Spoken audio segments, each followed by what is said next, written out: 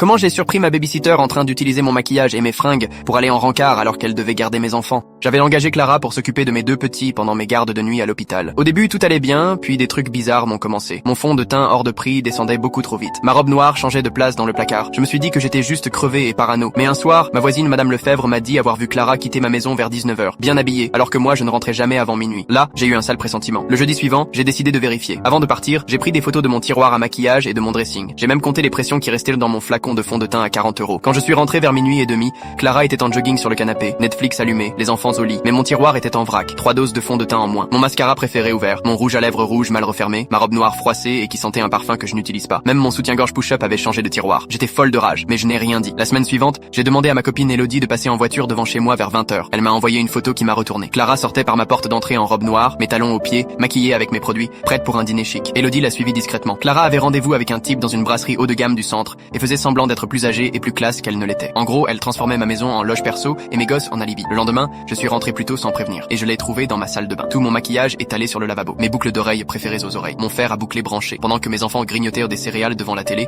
elle se préparait pour un autre rencard. Quand elle m'a vu, elle a blémi. Elle a bafouillé une histoire débile comme quoi elle nettoyait une tâche. Sauf qu'elle avait mon rouge à lèvres à la main et portait mon chemisier en soie. Je lui ai dit de s'asseoir. Elle a craqué direct. Elle a avoué qu'elle faisait ça depuis plus d'un mois, qu'elle voulait impressionner un homme plus âgé rencontré sur une appli. Elle promettait de racheter le maquillage, mais claquer son argent de babysitting en Uber pour aller le voir. Je l'ai viré sur le champ. Puis, j'ai appelé sa mère et tout raconté. Sa mère, furieuse, l'a obligée à me rendre toutes mes affaires et à me rembourser pour mon fond de teint et mon rouge à lèvres. 2 semaines plus tard, Elodie l'a recroisé chez Monoprix avec sa mère, en train d'acheter du maquillage premier prix sous surveillance. Et ce type du resto chic l'avait déjà larguée dès qu'il avait découvert qu'elle n'était pas du tout la femme sophistiquée qu'elle prétendait être.